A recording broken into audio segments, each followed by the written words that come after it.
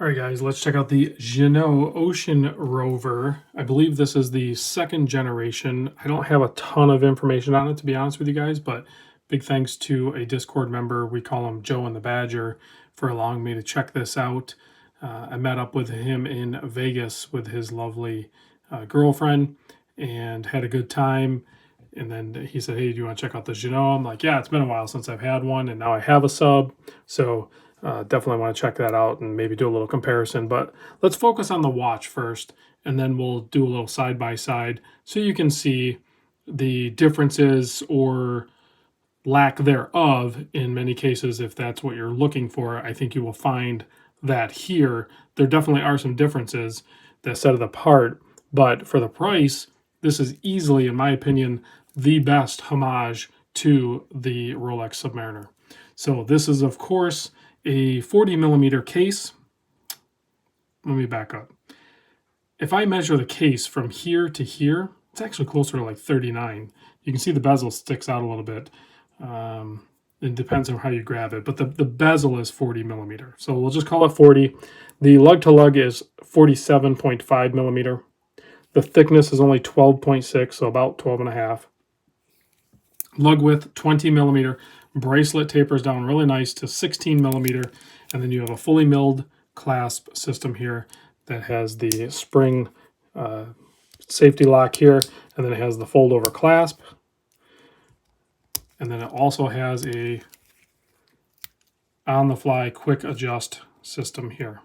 So you can do that on the fly. It does have nice screw pins for the oyster style bracelet.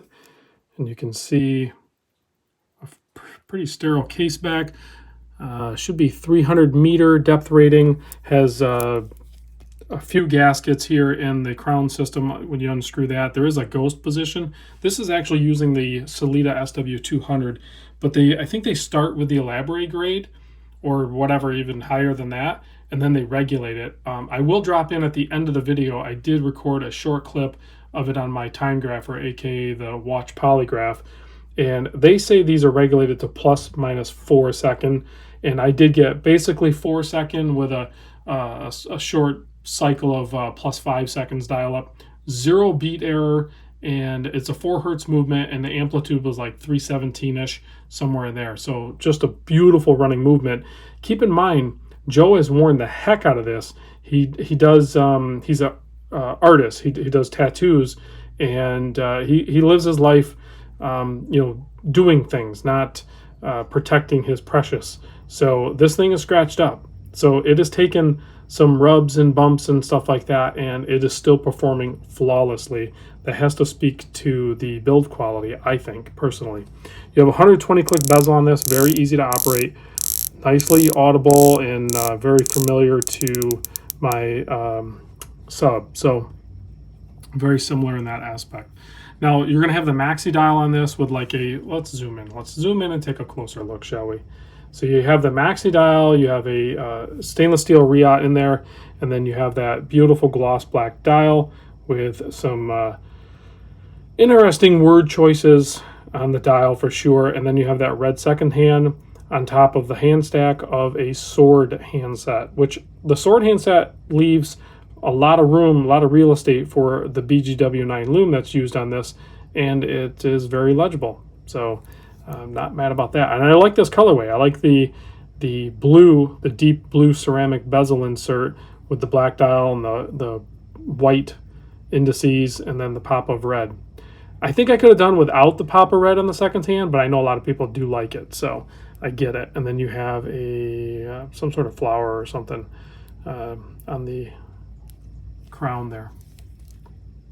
As you can see, this thing's well used. I mean, I got it smudged up a little bit, but there's a lot of scratches on this, especially on the bracelet. Look at the bracelet.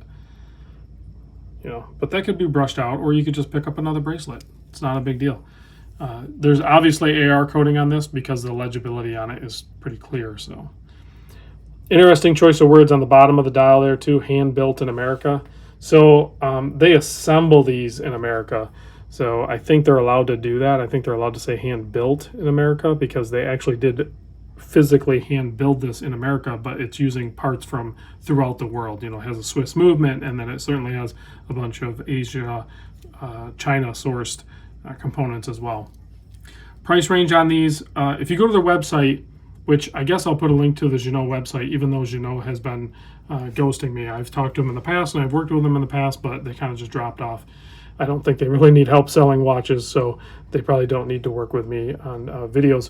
But the price range is around $1,100 to $1,200 new.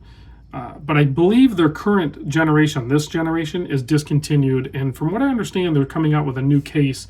And I think that new case is to be a little bit closer to the current line of sub. As you can tell, if you look at the lugs on this one, and I've handled the Maxi case, is that what it's called? It has much thicker lugs than this. So this case on the Ginault is actually more akin to the previous, to even the Maxi sub, but then with modern components. So it was a really nice use of materials, basically updating the older sub. But I think they're going to come in and get a little bit closer to the 41. So like I have the 41. I'm guessing, I can't remember if I read this somewhere or not, but I suspect they're going to go with a 40 case, but I don't think they're going to go with a 21 millimeter lug width. I think they're still going to do a 20 mil lug width, but they're going to have their lug profile closer to this one. So it's going to be different yet again. They're not one-to-ones at all of any model because they never made anything like this. So with these colorways and this case with the ceramic and all that good stuff.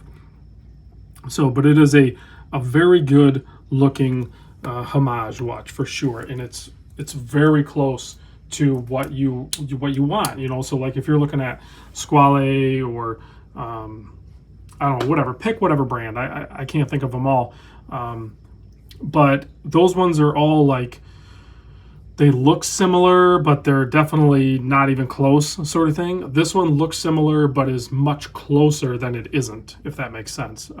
So if you're looking to really scratch that itch, but stay way below the price, I think you'd be hard-pressed to beat the Ginault lineup.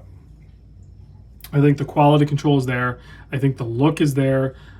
And there's hopefully they'll do some more colorful, playful options and keep just experimenting with the project, the platform that they've already created. So let's kill the lights and check the Lume on this. Hopefully I don't have to shut the comments off on this video, guys. Hopefully you guys can keep it clean and respectful. It is what it is. The Ginault Ocean Rover is a homage watch. We do show homage watches on this channel. I've limited them in the past, but if there's any conflict, then I might have to take this video down. Hopefully that's not the case. Hopefully we can just take this video and this watch for what it is. It is a really well done watch that looks very similar to many other watches. And that's the reality of it. And I'm not digging into the history or anything like that. You guys are welcome to go dig through the World Wide Web and find yourself whatever information or story that you want to grasp onto. Okay, so here's the Lume shot. Thanks for watching, guys. Don't kill the video yet. There's a short clip of it on the timegrapher. Thanks for watching.